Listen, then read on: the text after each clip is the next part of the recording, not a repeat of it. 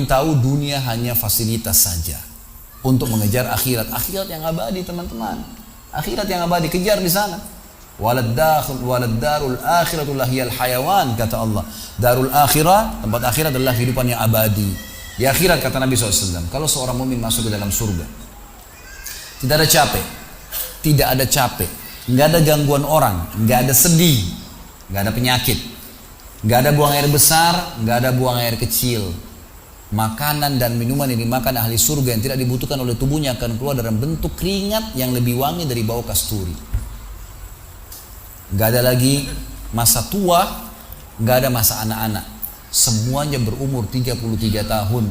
Dan semua laki-laki akan kembali kepada poster ayahnya Adam 60 siku ke langit 27,5 meter. Dan semua perempuan kembali kepada poster ibunya Hawa 40 siku ke langit 17,5 meter. Nggak lebih ya daripada itu, dan tidak pendek tidak tinggi. Jadi teman-teman yang pendek nggak usah khawatir. Ini cuma dunia. Sampai orang beriman pun tahu kalau ada orang lahir dalam kondisi fisiknya luar biasa, matanya buta, telinganya tuli, tangannya, kakinya semua putus, gitu kan?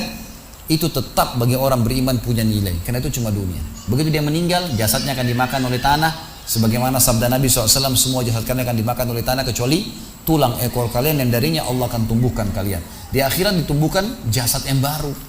Itu yang akan hidup bersama kita di surga atau di neraka, gitu kan? Jadi ini cuma dunia sebentar. Untuk apa dikejar, teman-teman sekalian? Ingat, Nabi SAW pernah keluar dalam hadis Bukhari dari masjid beliau, kemudian beliau menggambar kotak.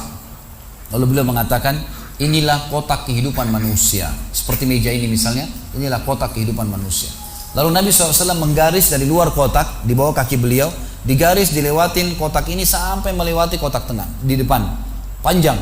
Lalu kata Nabi SAW, ini angan-angan manusia. Ini angan-angannya. Angan-angannya melampaui kehidupannya.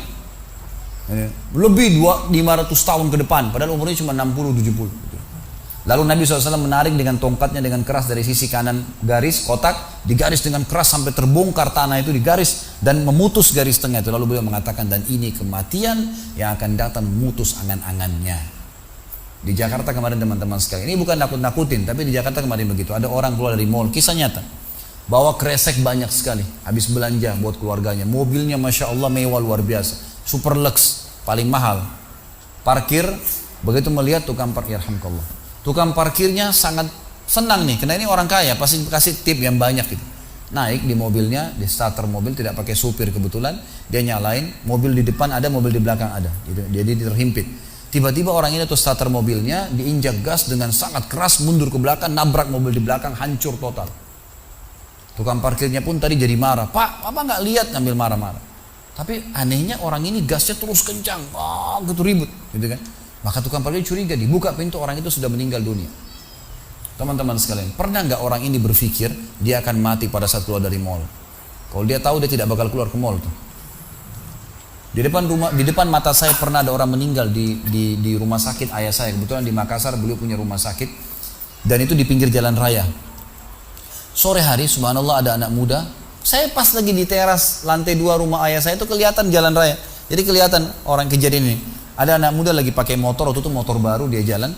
Jadi jalurnya 2 jalur gitu kan. Rupanya motor ini motor itu dari arah sana.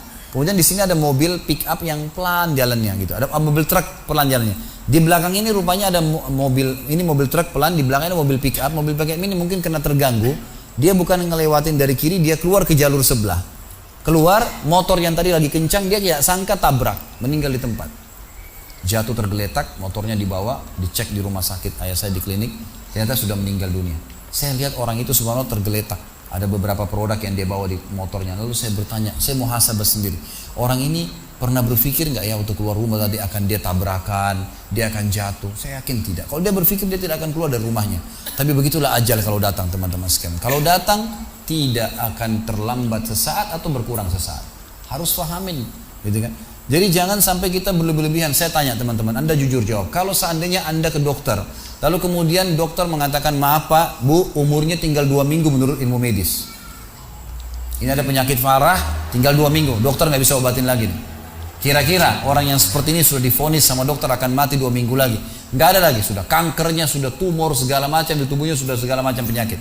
Nggak bisa lagi hidup orang ini. Kemudian ada orang datang, temannya bilang, itu si fulan ceritain kamu. Kira-kira dia masih mau ribut berkelahi? Itu orang tuh mau mengambil hakmu, masih mau mengebut lagi? Sudah semua? Enggak, sudah, aduh, enggak mau tahu. Ini 2 minggu lagi mati. Semestinya teman-teman enggak usah tunggu vonis dokternya. Siapa yang bisa jamin sekarang di masjid ini teman-teman ada dari tembok ini tiba-tiba malaikat maut, saya lihat antum tidak lihat, orang roh saya tinggal dikenang. Khalid Basalamah pernah ceramah, selesai. Dan anda juga bisa begitu setiap saat.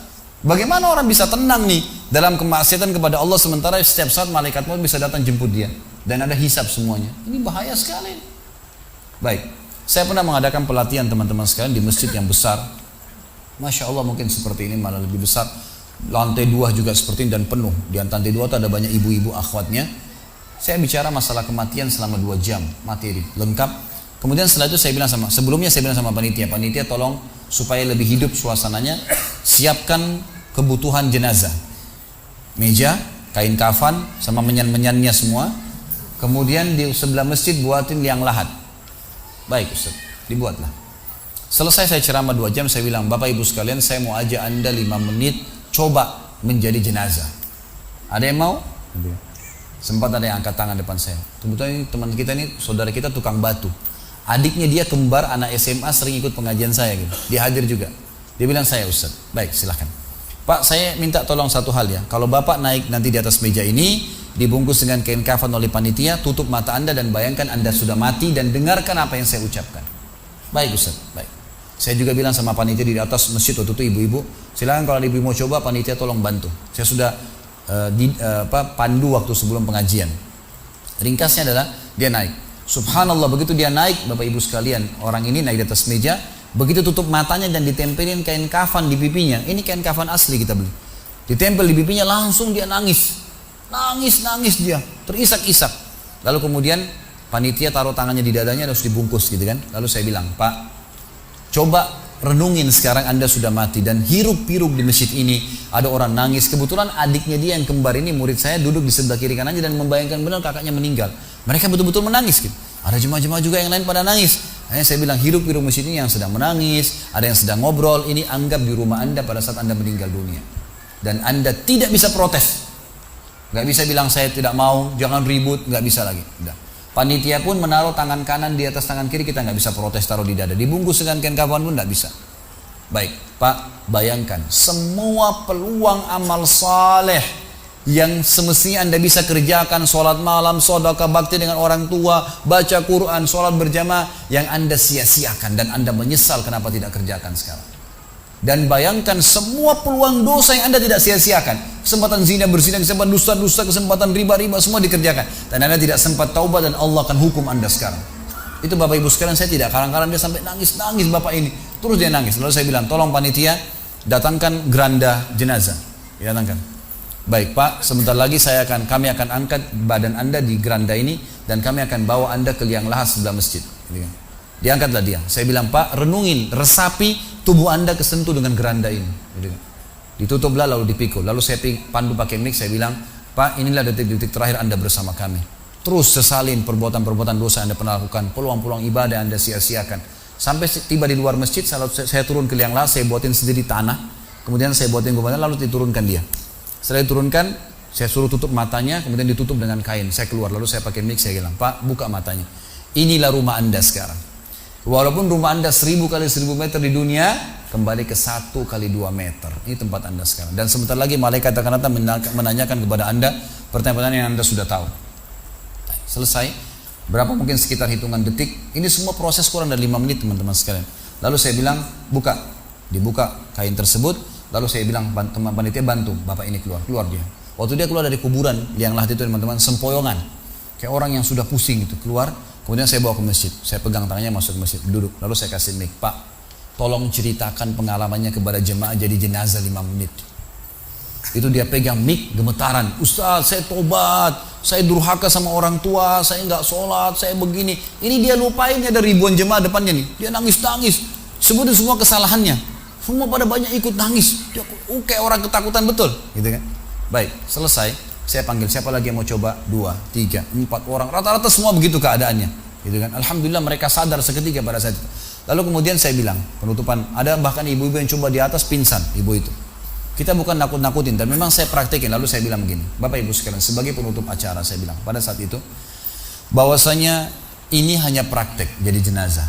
Tapi ini ya akan datang satu waktu Anda dibungkus kain kafan tidak bisa kembali lagi. Sekarang masih bisa kembali beramal soleh.